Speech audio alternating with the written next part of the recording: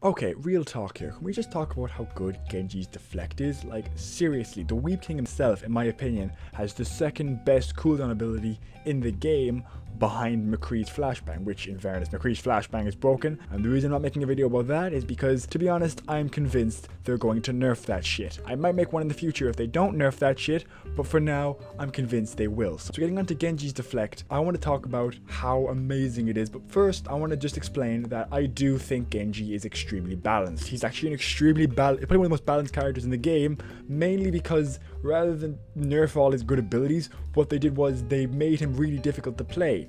The balance in his character is in that he's one of the most difficult characters to use to his full potential. His shurikens only do good damage if you consistently headshot. His forward dash has quite a limited range. His double jump is pretty much a necessity to not die too fast, but it's also really difficult to get used to actually avoid enough bullets to not die. His ult is very, very good, but the thing is it's a melee ult, so you have to get right in their face to kill them. Reinhardt's ult a lot better because it stuns them.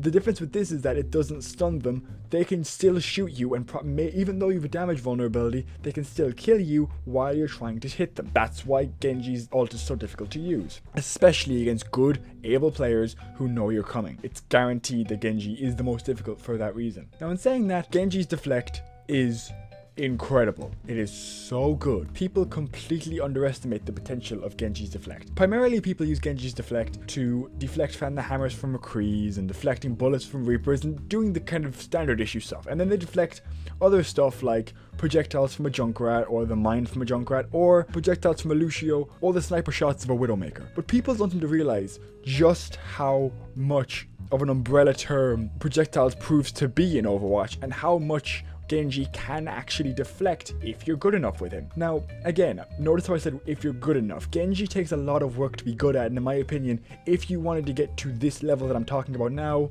you'd have to be mostly playing Genji and get to like level 99 and play literally constantly for the past few weeks and keep playing it to get at the level where you can kill everybody with a Genji. That's my opinion at least. People don't seem to realize, but Genji's Deflect can actually deflect ults. Ults are technically projectiles. So if you deflect the projectiles that create the ult, for example a Maze android that makes the blizzard thing, or Zarya's bomb thing that makes this graviton surge, if you deflect those, it makes them hostile. It's the same thing with Tracer's atom bomb. And even with McCree's ult, if McCree shoots you, as in, you know, the red dot, it's high noon, all that stuff, if he shoots you and you deflect it and aim at McCree, it's an instant kill on McCree. It actually kills him instantly. People seem to completely forget about Genji's Deflect when ults come around. Probably the greatest ult that Genji can deflect, which was demonstrated in Dragons but no one seemed to notice it, is that Genji can deflect Hanzo's ult. It's possible, it's difficult, but it's possible. What you do is, you stand in the middle, you deflect the arrow within the massive spinny dragons, and if you hit the arrow and you manage to deflect it, which fair play to you if you can, because fuck that's difficult, but if you do, you deflect the entire thing and it goes all the way back, becomes hostile, and probably kills the Hanzo, who, let's be honest, is probably standing still after firing an ult because he wants to see how many people he's killed. In saying that, this is all absurdly difficult to do. It is really difficult to deflect Hanzo's ult, it is really difficult to deflect Mei's ult, and it's quite difficult to deflect Zarya's ult because they're all mid-air and you have to have the reflexes of a god. But keep in mind, professional pyros who in TF2 can deflect point blank rockets to their face. Their reflexes are that good. And my worry is someday I will meet a Genji, or I'll just call him Genji Master 1000, and he will only play Genji and he'll be like level 200, whatever, for next month or next year. I don't know when. And that's why it's scary. I don't know when I will meet this Genji who will be so good that his reflexes will be faster than my ability to shoot him. As in, he will know exactly when I plan to shoot him and he will react perfectly.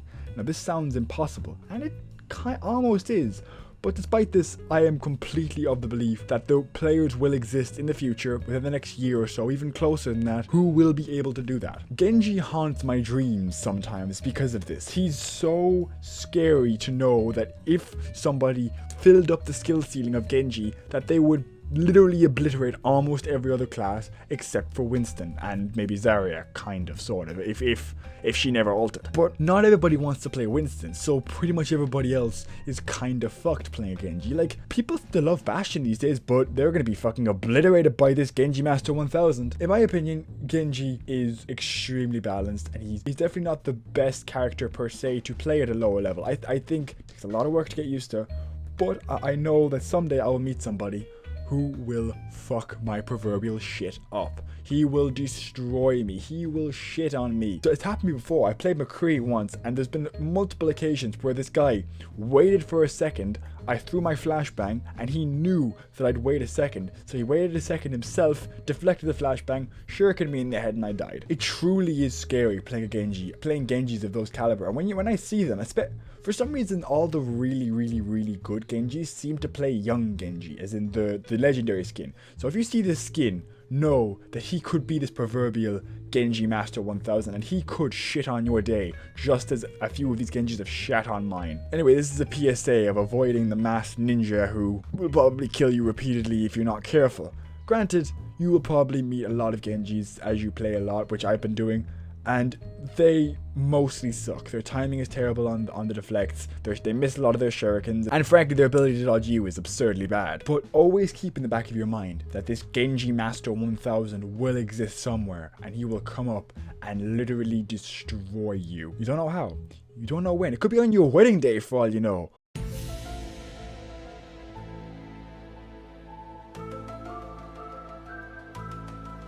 But this Genji will make your life a living hell, and you just gotta be ready. Now, if you excuse me, I'm gonna hide in my safe house from this hypothetical Genji that doesn't probably exist yet, but could theoretically exist. I'm just gonna hide in there for a while and main Winston. Anyway, I'll see you next time, and have a nice day, and beware of Genji Master 1000. Call me when it's over.